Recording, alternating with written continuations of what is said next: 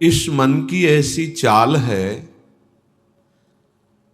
कि जरा सा असावधान साधक हुआ कि लक्ष्य से भ्रष्ट कर देता है।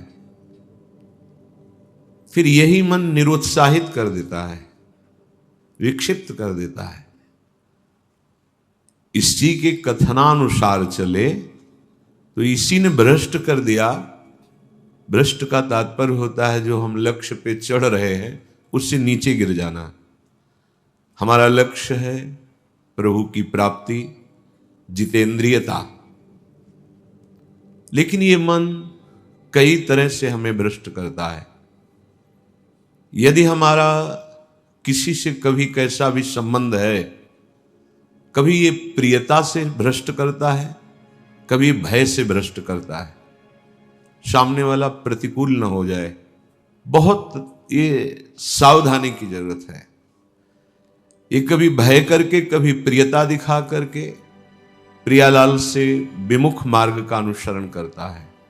फिर ये इतना जलाता है, इसी ने भ्रष्ट किया, इसी ने मार्ग से गिराया, और यही इतना जलाता है कि फिर निरुत्साहित कर देता है, भगवत मार्ग में चलने लायक नहीं रखता है। बहुत कृपा पात्र और सुजान उपासक वही है जो इस दुष्ट की दुष्टता को पहचानता रहे। बाहर कोई शत्रु नहीं है, बाहर कोई हमारा कुछ नहीं बिगाड़ सकता। हमारा बिगाड़ने के लिए पर्याप्त है हमारा मन। ये मन ही दुर्दशा करे, मन ही इतना नीचता किए हुए है कि हम बार बार शास्त्र की बात सुनते हैं, बार बार सतमार्ग पर चलने का उत्साह बनाते हैं, और ये दुष्ट ऐसी चेष्टा कराएगा, ऐसा संकल्प बनाएगा, फिर गिराकर निरुत्साहित कर देगा। जहां रति कर रहा है मन वहीं लगा देता है। निराश नहीं होना, इसकी चाल को पकड़ो। ये दो प्रकार से फंसाता है, प्रियता और भय से। बहुत मनन की हुई बात है। भयभीत तो होना मत, क्योंकि निश्चय कर लो कि मरना है, इससे ज्यादा भय क्या दे सकता है। हमारी इज्जत श्यामा श्याम है, इससे भी भयभीत मत हो। अगर गलती हो रही है सुधार करो, गलती हो गई है प्रभु अहम त्वाम सर्वपापेभ्यो मोक्षयिष्यामि मा शुचः। आपको कमजोर होने की जरूरत नहीं है।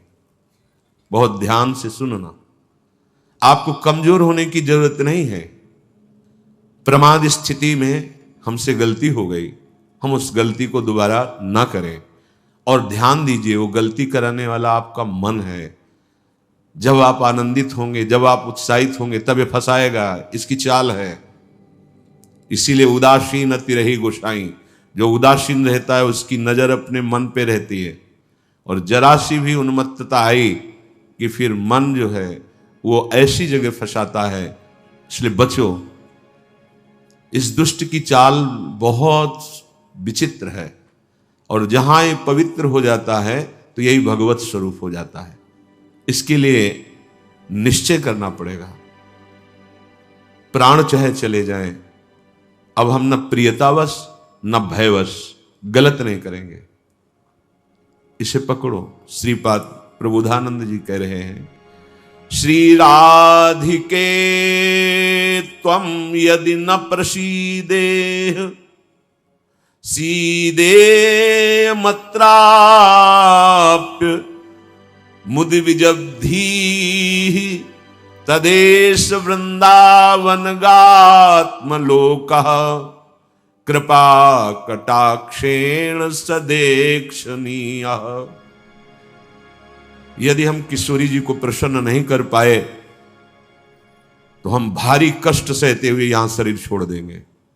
श्रीपाद कह रहे हैं, देखो भगवत प्राप्ति करनी है तो बात समझना होगा। हम ये अंदर की बात कह रहे हैं, बहुत अंदर की पढ़ी हुई बात कर रहे हैं, यहां के रजिस्टर की पढ़ी हुई बात कर रहे हैं। ये बहुत दुष्ट मन है, बहुत दुष्ट। पूरे जीवन इस पर विश्वास न करें। यहां की पढ़ी बात कह रहे हैं, हृदय की बात को कह रहे हैं, खूब सूक्ष्मता से चिंतन की हुई बात कर रहे हैं। भक्ति के आनंद का जहां उल्लास प्रकट होता है वहीं खसक जाता है, बचा के निकलता है, और प्रियता या भय दिखा करके फंसा देता है। मत भयभीत होना, इससे बिगाड़ तुझे जो कुछ बिगाड़ना है। जो कुछ अब हो, अब गलत नहीं करेंगे, भयभीत मत होना। और प्रियता तो है ही नहीं, कौन प्यार करता है? प्रियता तो है ही नहीं। ये केवल प्रियता का भाव दिखाकर हमें परम प्रियाजू से बिलक करना चाहता है। इतने बड़े महापुरुष जो ब्रह्मबोध संपन्न है, बहुत बड़ी स्थिति होती है ब्रह्मबोध, कोई साधारण बात नहीं है। वो जब इस प्रेम रस मार्ग का रसास्वादन वृंदावन रस का हुआ, तो वो उनको थोड़ी जरूरत रह गई अब प्रेम की। ये हमारे लिए श्लोक लिखा हुआ है। महापुरुष जन जो अपने अनुभव वर्णन करते हैं, वो हमारे लिए वर्णन करते हैं। कह रहे श्री राधिके त्वम यदि न प्रसीदे, यदि मैं आपको प्रसन्न नहीं कर पाया इस जीवन में, तो कह रहे हैं आप बहुत कष्ट सहते हुए पीड़ित चित्त के द्वारा मैं अपना देहावसान कर दूंगा, देह छोड़ दूंगा, पर आपसे विपरीत आचरण नहीं करूंगा। बस यहां रुकना होगा, यहां पकड़ो, यहां बैठा लो हृदय में बात। इतना बहिर्मुख हो चुका है उपासक कि वो पकड़ ही नहीं पाता है अपने अंदर की कमी को। वो अंदर ही अंदर वो खोखला करके, निराश करके बस केवल जीने में लगा देता है। खाया पिया सोया खेला कूदा, समय कट रहा है, बढ़िया है। नहीं भाई, ये बहुत दुष्ट है मन। बार बार इसलिए कह रहे इस पर कभी विश्वास न करो। जब तक शरीर का होश है तब तक सबसे बड़ा दुश्मन हमारा मन है, दूसरा कोई दुश्मन नहीं। इस दुश्मन को देखते रहिए।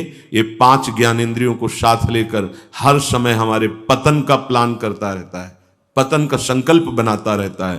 ये बहुत नीच उतर गया है। इसे उच्च चढ़ाने के लिए जो नाम, जो मंत्र, जो आश्रय है, उसको इस कोटि से लेना होगा कि यदि आप प्रसन्न नहीं हुई लाडली जी, तो भयानक पीड़ा और कष्ट सहते हुए जानबूझकर हम अपना शरीर यहां छोड़ देंगे आपके धाम में, पर आपके विपरीत आचरण नहीं करेंगे। प्रतिकूलस्य वर्जनम। श्री वृंदावन में हमें आपका कृपा कटाक्ष चाहिए, आपका साक्षात्कार चाहिए, आपकी प्रसन्नता चाहिए। नहीं तो अपने जीवन को कष्टमय रखते हुए यहां प्राण त्याग देंगे। भाव समझो, जब इतना दृढ़ निश्चय हो जाएगा तो कोई हमें परास्त कर ही नहीं सकता। ये हमारा मन ही हमको परास्त करता है। एक बार नहीं, लाखों बार इसको देखा है। जहां भक्ति का आनंद उल्लसित हुआ, ताए निकल पड़ा, क्योंकि देख रहा है असावधान है इस समय, ये आनंदित है, असावधान है, और वो कहीं प्रियता या भय दिखाकर फंसा देता है। अब वो जो आनंद था वो गुप्त हो जाता है। जो एक उल्लास बढ़ा था, फिर वो निराशा, फिर हताश।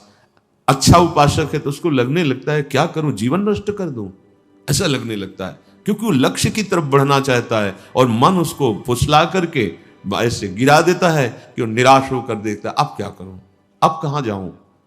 पहली बात, निराश नहीं होना है।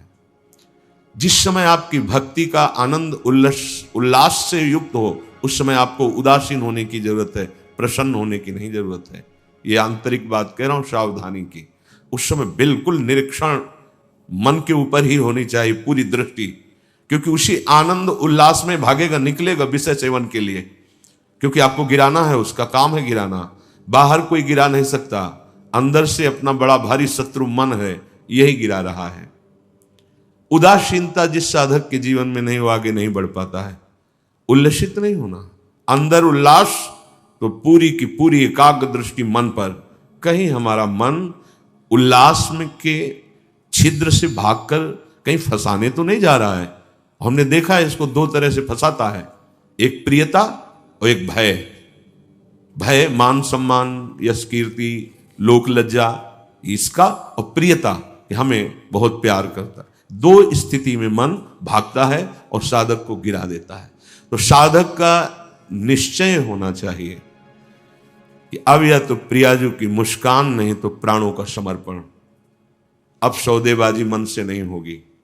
अब हम जलने के लिए तैयार हैं। अब हम सौदेबाजी नहीं करेंगे कि है मन प्रसन्न हो जाए तो भजन में सहयोग करेगा। ये नीच कभी नहीं करेगा सहयोग। इसको तो जलना ही होगा, बिना जलाए आगे नहीं बढ़ सकते। महापुरुषों ने कहा है कि यदि आप अपना जीवन प्रभु के चरणों में न्यौछावर करने के लिए तैयारी कर ली है, जैसा श्रीपाद कह रहे, ये न्यौछावर है, या तो प्राण समर्पित कष्टपूर्वक हम शरीर, या फिर आप मुस्कुराओ, बीच में हम स्वीकार नहीं करेंगे इस मन की मनमानी आचरण। बहुत निकृष्ट है, बहुत रुलाया है, बहुत परास्त करता है, पूरा जीवन हो गया है इसको लगाते ही लगाते, तो इसको पढ़ पाए हैं कि हाँ ये है क्या चीज। बहुत नीच प्रवृत्ति है इसकी।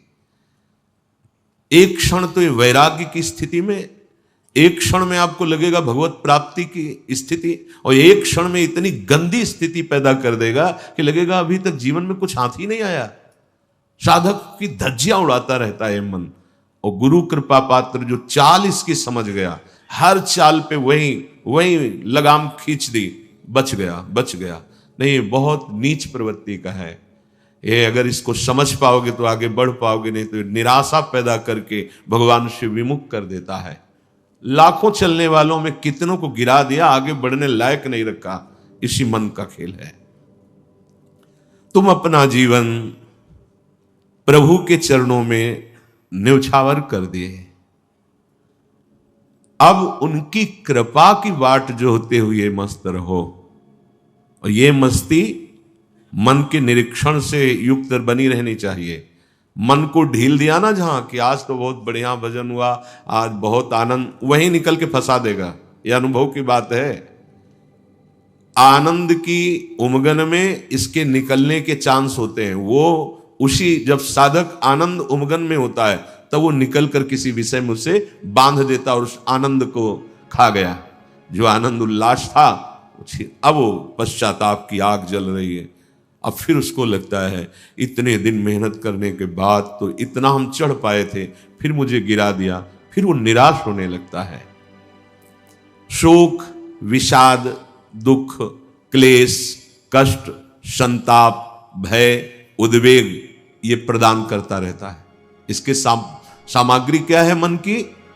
इसके अनुकूल चलोगे तो क्या देगा मन? कह रहे हैं शोक पक्का। पर पकड़ में तो है नहीं, ये बहुत खिलाड़ी है। खेल करके और ऐसे तदात्म में बैठा है, तदात्म में कि पीटोगे किसको? तदात्म, तुम्हें तदात्म कर लिया है। अब उसको दंड कहां से दोगे? दंड तो तब दे जब दृष्टा बने ना। वो तो तदात्म कर लिया है। अब जब कुछ नहीं समझा तो आज से भोजन नहीं करेंगे, उसमें कुछ फर्क नहीं पड़ना। वो इतना बलवान, उसको कोई फर्क नहीं पड़ना। तुम 10 दिन के बाद जब भोजन पाओगे तब तुम्हें वहां फिर खड़ा कर देगा जाके, जहां नहीं खड़ा होना चाहिए। ये सबसे बड़ा बंधन मन है। मन ही मोक्ष का कारण है, मन ही बंधन का कारण है। ध्यान दीजिए, जब आपने अपना जीवन प्रभु को समर्पित कर दिया, भगवत प्राप्ति का निश्चय कर लिया, तो अब तुम्हें मन से सावधान रहना है। और किसी से कोई दुश्मन नहीं है। कोई हमें भ्रष्ट नहीं कर सकता त्रिभुवन में। कोई हमारा किसी भी तरह से आनंद का नाश नहीं कर सकता। एक दुश्मन है, वो है मन। ये बहुत अनुभव की बात कहते हैं। जिसने मन पर सदैव निरीक्षण दृष्टि रखी वो आगे बढ़ गया। और जो आनंद में, सम्मान में, प्रियता में, वाहवाही में चूक कर दिया, वहीं मन प्रवेश करके माया में आपको नष्ट कर देगा। लक्षण मन के पास क्या है खजाने में? जब मन के आप अनुकूल चलेंगे, मन के अनुकूल, तो आपको क्या देगा? शोक, विषाद, दुख, क्लेश, कष्ट, संताप, भय, उद्वेग, ये आपको देगा। अगर आप प्रभु के अनुकूल चले, मन जितना आपको आकर्षित करे भोगों के, उसको डांट के उसकी बात ना सुनकर प्रभु के अनुकूल चले, तो इनमें से कोई भी दोष आपके अंदर नहीं रह जाएगा। ना आपके अंदर शोक होगा, ना विषाद होगा, ना दुख होगा, ना क्लेश, ना कष्ट, ना संताप, ना भय, ना उद्वेग, कुछ नहीं रहेगा। निश्चय, ये बात निश्चय समझ लो। सारा का सारा मन का एक खेल है। जो सब दुखी हैं, सब परास्त हो रहे हैं, सब जल रहे हैं, उसका कारण मन है। ये मन प्रत्येक श्वास यदि अपने प्रभु के सुमिरन में अर्पण कर दी जाए और मन की बात ना मानी जाए तो प्रसन्नता बढ़ने लगे। स्वाभाविक दो बातें कह रहे हैं। पहली बात तो हर श्वास में नाम जप चले। दूसरी बात, मन की बात नहीं माननी है। इससे लड़ना पड़ेगा। बिना लड़े कोई परमार्थ का योद्धा विजय श्री प्राप्त नहीं कर पाता, और ये बहुत रुलाता है, बहुत दुख देता है। यही प्रतिकूल हो जाता है। पहले फुसलाएगा आपको, तन्मय करेगा, इसे छू लेते हैं, इसे देख लेते हैं, इसे भोग लेते हैं, बड़ा सुख मिलेगा। और आपने यदि उसके अनुकूल कर लिया तो वही फिर शोक, विषाद, दुख, क्लेश, अशांति ये फेंकेगा।